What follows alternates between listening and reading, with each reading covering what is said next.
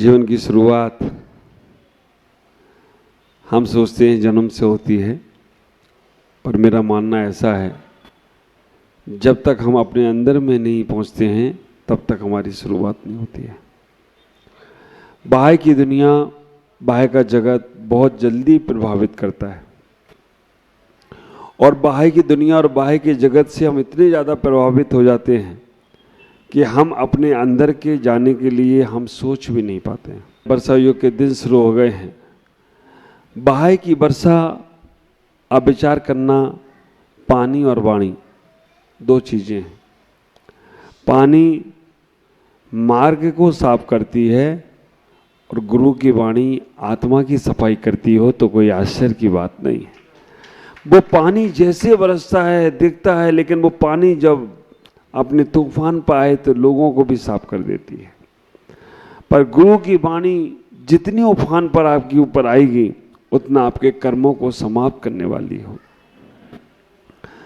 हमें अपने जीवन में ये प्रयास करते रहना है, आज नहीं तो कल छोड़कर जाना है सब, पर छोड़ना पड़े उसके पहले हम छोड़ने का प्रयास करते रहेंगे। जैसे जैसे हम अपने आप में लौटने का प्रयास करेंगे और वो होगा स्वाध्याय से। मैंने राजेश भाई एक दिन, राजकुमार जी अब सभी से बोलता हूँ, मैंने एक दिन पूछा अपने आप से, आत्मा कहाँ है? आँखों में आत्मा है क्या? कान में आत्मा है क्या? नासिका में आत्मा है क्या? जिह्वा में आत्मा है क्या? शरीर में आत्मा है क्या? हाँ, शरीर भी पुद्गल है। आप विचार करके रखना, आंख, नाक, कान, मुख सब जगह आत्मा नहीं है। श्वास में आत्मा है क्या? आचार्यों ने पुद्गल की परिभाषा करते हुए कह दिया कि 10 पुद्गल है।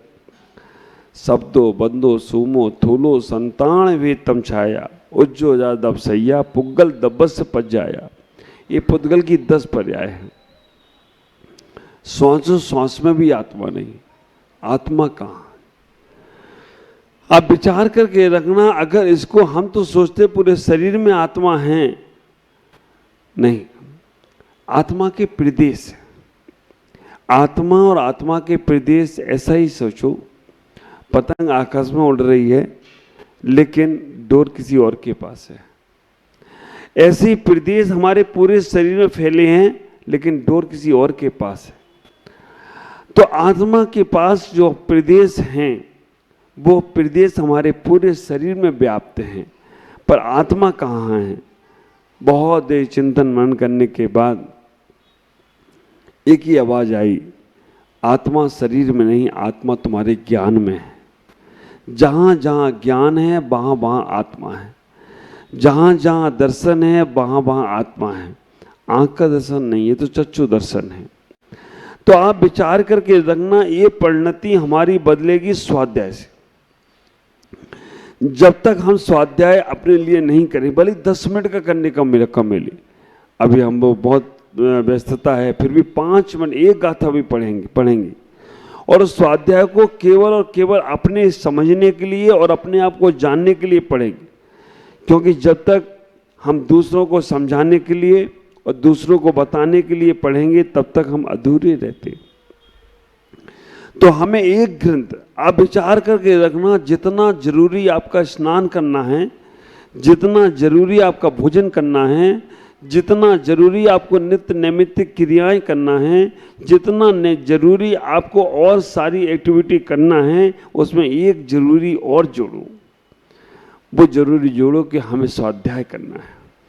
आप विचार करके रखना, सारी की सारी दुनिया एक तरफ होगी और तुम्हारी दुनिया कुछ अलग हटकर ही होगी। उतनी तड़पन हमारे अंदर होना चाहिए।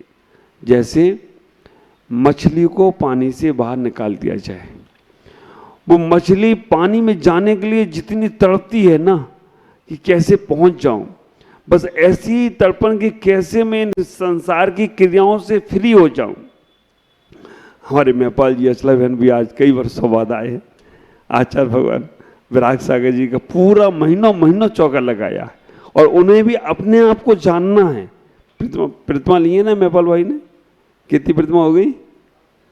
हमसे ली थी, कितनी, एक दो है। आप विचारना, शुरुआत इनकी जीवन की हमसे ही है, आगरा से हैं।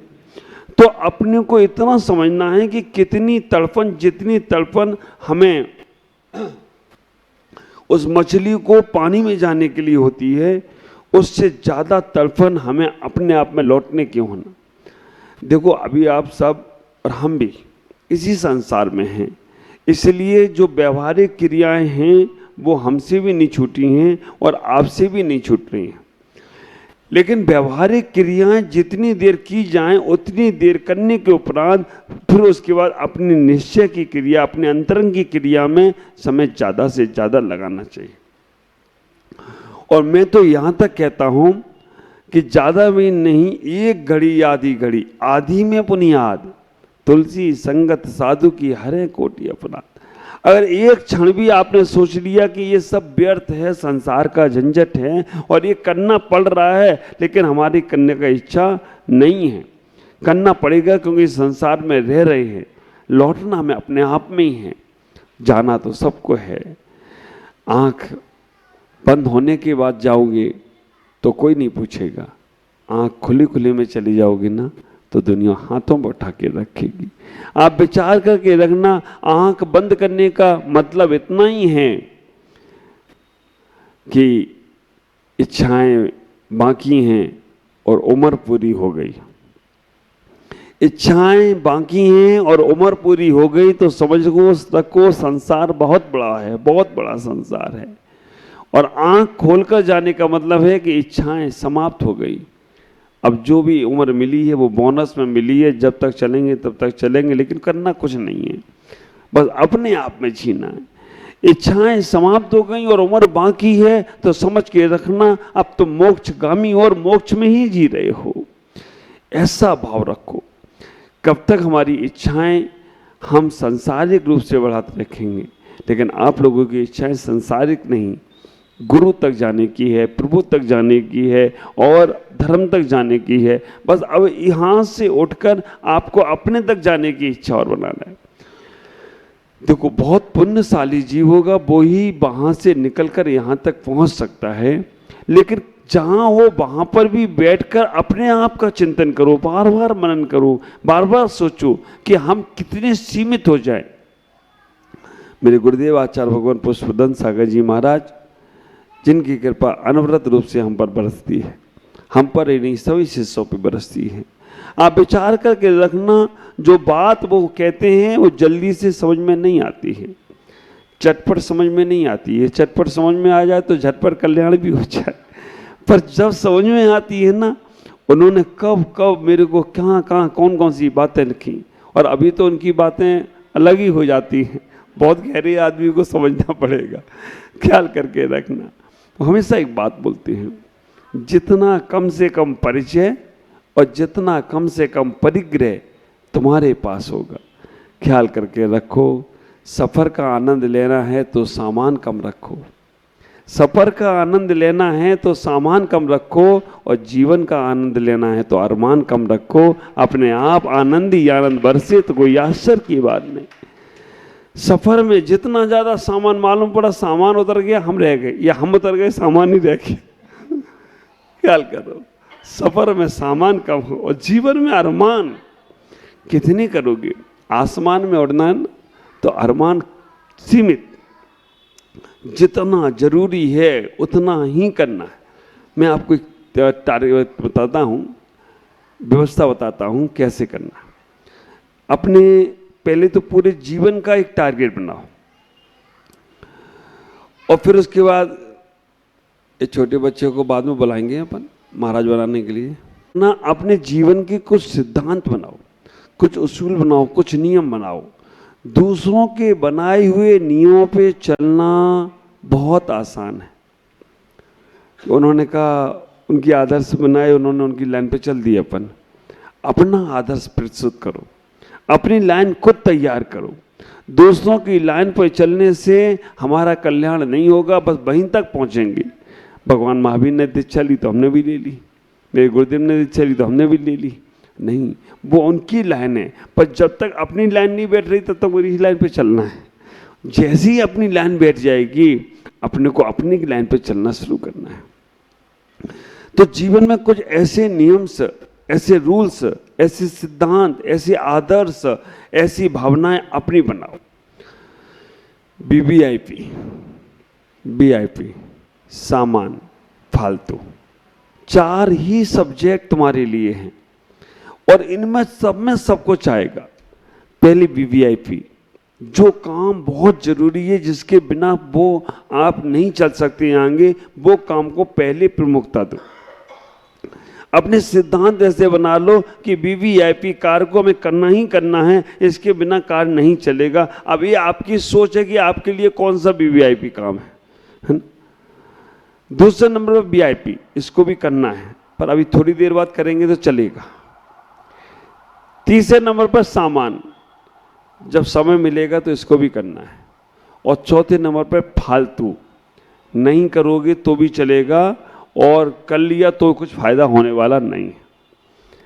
अब आपके जीवन में वीवीआईपी क्या है, आप विचार करना। देखो, स्नान करना, भोजन करना है ना, और नित्य नैमित्तिक क्रियाएं करना, उनके बिना तुम्हारा शरीर भी नहीं चलेगा, मन भी नहीं चलेगा और दिमाग भी नहीं चलेगा। वो जरूरी क्रिया हैं, उन्हें करना ही पड़ेगा। वीआईपी काम का है आपकी नित्य नैमित्तिक क्रियाएं जो आपको करना ही पड़ेंगी। अगर वो नहीं करेंगे तो आगे कोई कार्य नहीं कर सकते हैं। उनको जो बहुत महत्वपूर्ण क्रियाएं हैं उनको पहले नंबर पे रखो। दूसरे नंबर पे वीआईपी में कि भाई हमें अपने आत्मा के लिए भी सोचना है।